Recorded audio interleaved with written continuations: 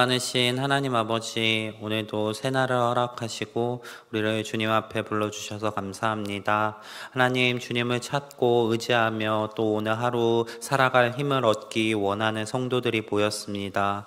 우리 가운데 함께 하시옵시고 주님의 은혜로 주의 능력으로 채우사 우리가 오늘 하루의 삶도 하나님 보시기에 정직하게 살아갈 수 있도록 인도하여 주시옵소서.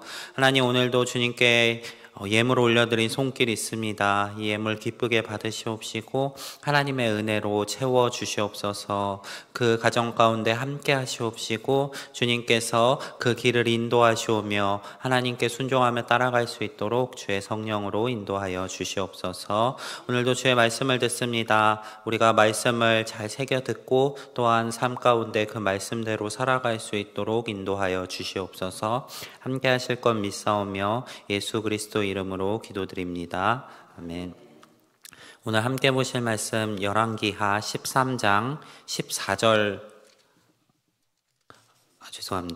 열왕기하 14장 1절부터 22절 말씀입니다. 열왕기하 14장 1절부터 22절 말씀인데 16절까지만 읽도록 하겠습니다. 열왕기하 14장 1절부터 16절까지입니다. 구약성경 586면에 있습니다. 한 절씩 교독하도록 하겠습니다. 이스라엘의 왕 여호아스의 아들 요아스 제2년에 유다의 왕 요아스의 아들 아마샤가 왕이 되니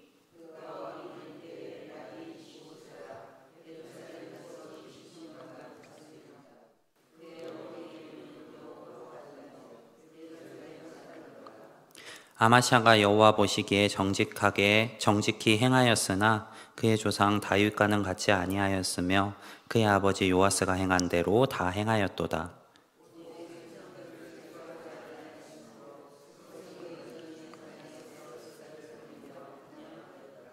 나라가 그의 손에 굳게 섬에 그의 부왕을 죽인 신복들을 죽였으나 왕을 죽인 자의 자녀들은 죽이지 아니하였으니 이는 모세의 율법에 기록된 대로 함이라. 곧 여호와께서 명령하여 이르시기를 자녀로 말미암아 아버지를 죽이지 말 것이요 아버지로 말미암아 자녀를 죽이지 말 것이라. 오직 사람마다 자기의 죄로 말미암아 죽을 것이니라 하셨더라. 아마샤가 소금 골짜기에서 에돔 사람 10,000명을 죽이고 또 전쟁을 하여 셀라를 취하고 이름을 욕대엘이라 하였더니 오늘까지 그러하니라.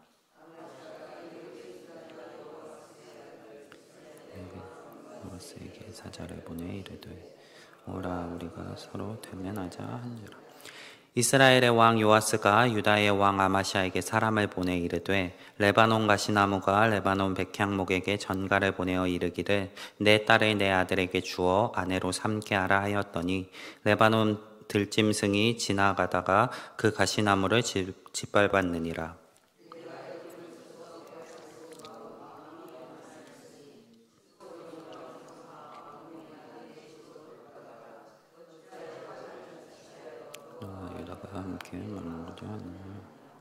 아마샤가 듣지 아니하므로 이스라엘의 왕 요아스가 올라와서 그와 유다의 왕 아마샤가 유다의 벳세메스에서 대면하였더니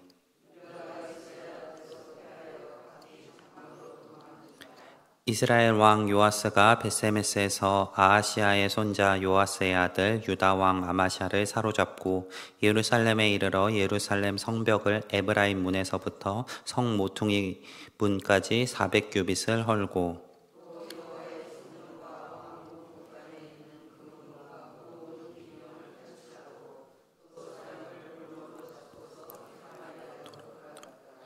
요아스의 남은 사적과 그의 업적과 또 유다의 왕 아마샤와 싸운 일은 이스라엘 왕 역대 지략에 기록되지 아니하였느냐. 요아스가 그의 조상들과 함께 잠에 이스라엘 왕들과 사마리아에 함께 장사되고 그의 아들 여로보암이 대신하여 왕이 되니라. 아멘. 네, 오늘 함께 읽은 열왕기하 말씀은 아마샤에 대해서 다루고 있습니다. 오늘 본문에서는 아마샤의 통치 가운데 있었던 세 가지의 사건을 소개하고 있습니다. 첫 번째는 아버지를 살해한 자들에 대한 처벌이 담겨 있습니다.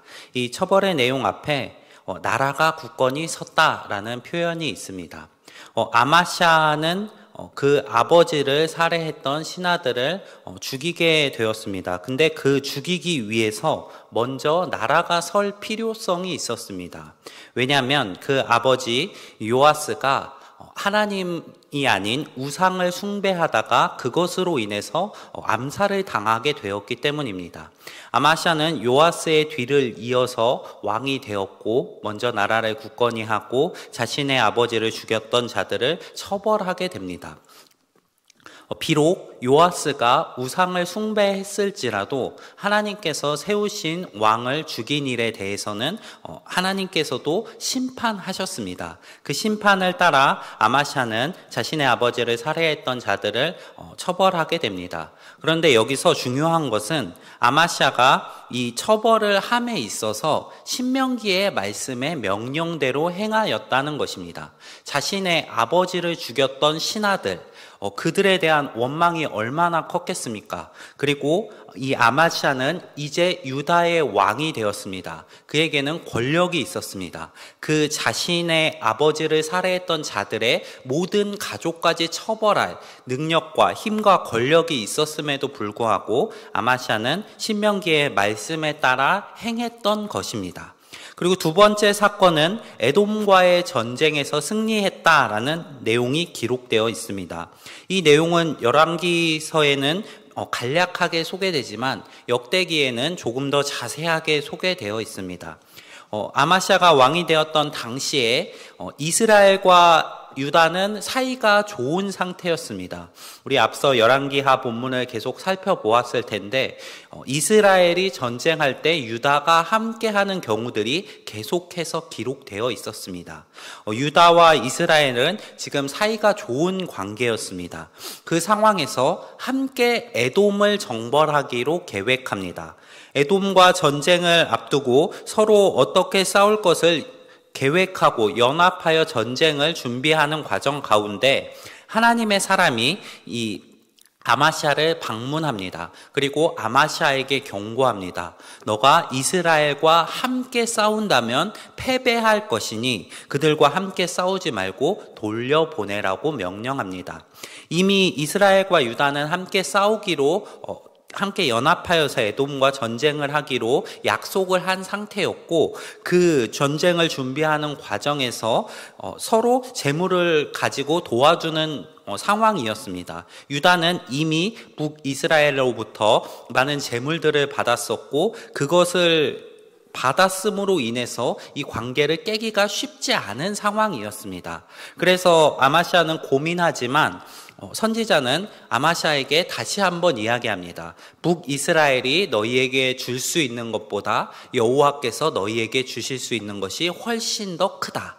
이 말씀을 들은 아마샤는 여호와의 선지자의 말에 순종하여서 이스라엘과의 동맹을 파기하고 혼자서 에돔과 전쟁을 하게 됩니다. 그 전쟁의 결과는 이스라엘의 승리였습니다. 이 승리를 한 이후에 아마샤가 지금까지 굉장히 잘하고 있었는데 이제부터 잘못된 일들을 행하기 시작합니다. 아마샤는 에돔과의 전쟁에서 승리한 이후에 우상을 가져다가 그 우상을 섬기는 죄악을 범하였습니다. 여호와께서는 다시 한번 선지자를 보내서 그 아마샤를 책망하십니다. 이 책망을 들었지만 그럼에도 불구하고 아마샤는 그 이야기를 무시하고 여전히 우상을 섬기는 상황에 있습니다. 그러한 상태에서 에돔과 전쟁 중에 이스라엘이 지금 동맹을 파기당한 이스라엘이 분노하여서 그 에돔과 유다가 전쟁하는 중에 유다의 성읍을 쳐들어와서 그 3,000명을 죽이는 사건이 벌어집니다. 에돔과의 전쟁을 끝낸 아마샤는 오늘 본문에 기록된 대로 이스라엘 왕에게 편지를 하여서 그들이 서로 대면할 것을 이야기합니다. 이 서로 대면하자는 유다 왕 아마샤의 요구에 이스라엘 왕 요아스, 아마샤의 아버지와 이름이 같은 요아스 이스라엘 왕이 아마샤의 이러한 이야기에 대해서 경고의 말을 합니다. 자신을 레바논의 백향목에 비유하고 아마샤를 가시나무에 비유하면서 가시나무가 백향목에게 딸을 달라고 했지만 그때 지나가던 들짐승들이 가시나무를 밟아버렸다라는 이야기를 하면서 지금 자신에게 이렇게 대면하여서 이야기를 하자, 전쟁을 하자라는 이러한 이야기가 잘못되었고 그 아마샤의 교만으로부터 나왔다는 것을 지적합니다. 아마샤는 이 이야기를 듣고도 계속해서 자기의 주장을 펼쳤고 이스라엘 왕 요아스에게 결국 패배하고 사로잡혀가는 결말을 맞이하게 됩니다. 오늘 본문에 기록된 아마샤에 대한 3가지 사건을 함께 살펴보았습니다. 아마샤에 대해서 어떠한 생각이 드시나요? 열왕기서는 이 아마샤에 대해 여호와 보시기에 정직하게 행하였다라고 기록하고 있습니다.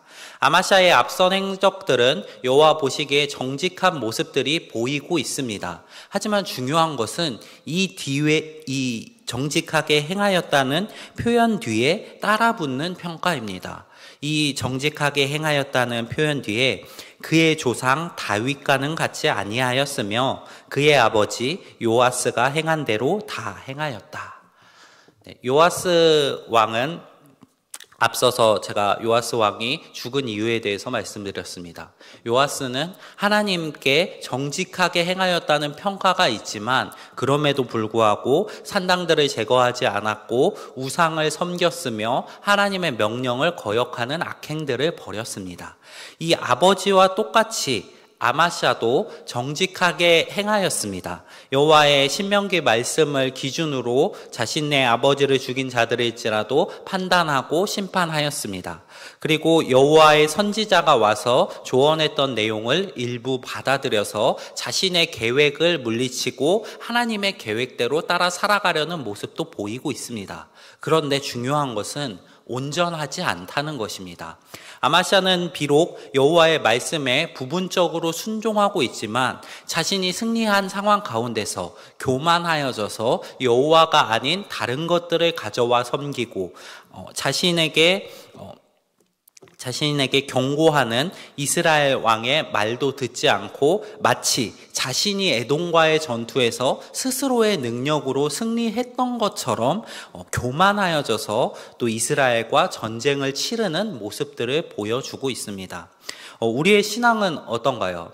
하나님의 말씀을 따라 살아가려고 노력하는 부분들이 존재할 수 있습니다.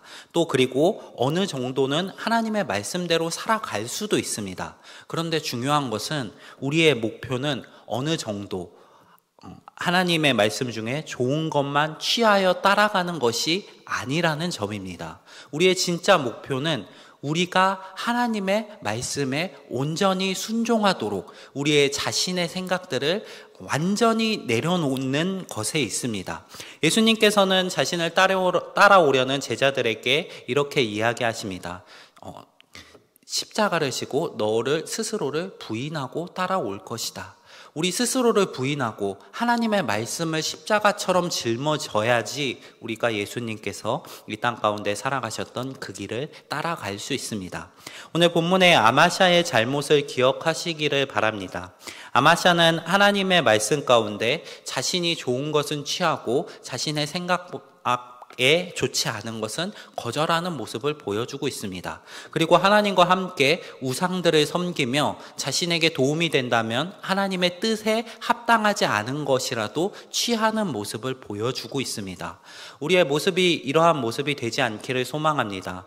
우리의 생각이 기준이 되어 말씀을 판단하는 것이 아니라 우리에게 옳다면 하나님의 뜻에 합당하지 않더라도 마음대로 취하는 것이 아니라 우리가 취할 것, 우리가 따라가야 할 길을 오직 하나님의 뜻, 하나님의 말씀에 맞춰 나가시는 우리 성도님들이 되시기를 소망합니다.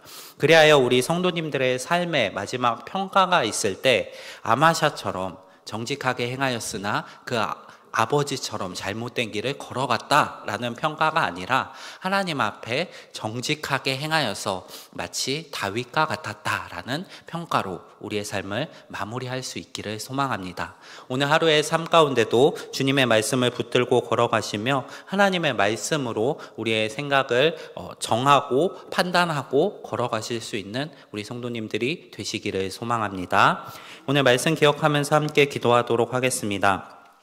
김준옥 집사님 가정, 건강하고 즐거운 생활, 또 자식들 모두 믿음 생활과 평화와 안식, 항상 믿음과 소망과 사랑을 가지고 살아가실 수 있도록 늘 기쁨 충만한 생각할 수 있도록 기도해 주시기 바랍니다. 또 이어서 박영길 집사님 가정, 온 가족 건강과 하나님을 더 알아갈 수 있도록 신앙 성장, 자녀들 직장과 장막의 문제가 형통할 수 있도록 기도해 주시기 바랍니다. 또 이어서 오늘 들은 말씀 기억하시면서 또 오늘 하루의 삶을 위해, 오늘 저녁에 있을 말씀 사경을 위해, 또 교회의 여러 가지 사역들 위해 함께 기도하며 나아가겠습니다. 기도하겠습니다.